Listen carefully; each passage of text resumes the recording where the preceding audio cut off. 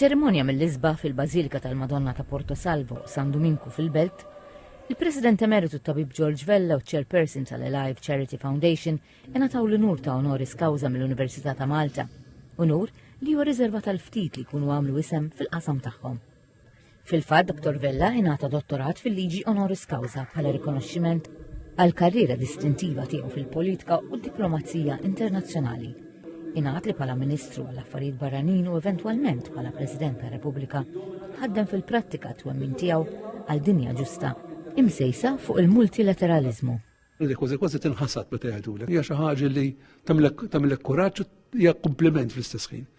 Ovvjament, bl-umiltà kollha tgħid isma' jekk jidderilhom illi għandhom jgħidu li forma ta' grazzi speċi ta' xi ħaġa li tkun għamilt għall-komunità.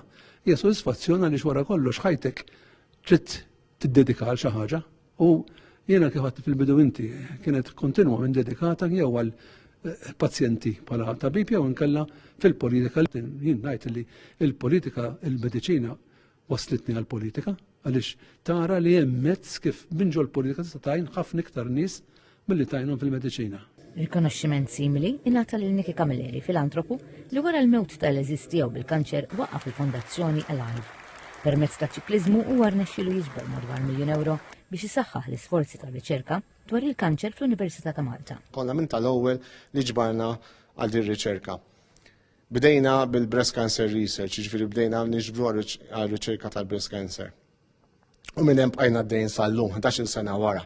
Meta bdejna fl-2013 kien hawn wieħed minn kull 4 kellu ċans li jaqbdu il-kanser.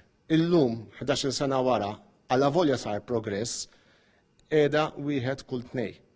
Jiġifieri għatfadal ħafna progress xi jsir, għatfadal ħafna riċerka xi tisir u dak għaliex qed nagħmlu aħna. Iċ-ċerimonja saret fil-preżenza tal-ogħla awtoritajiet tal-pajjiż fosthom il-President ta' Malta Miriam Spiteri de Bono.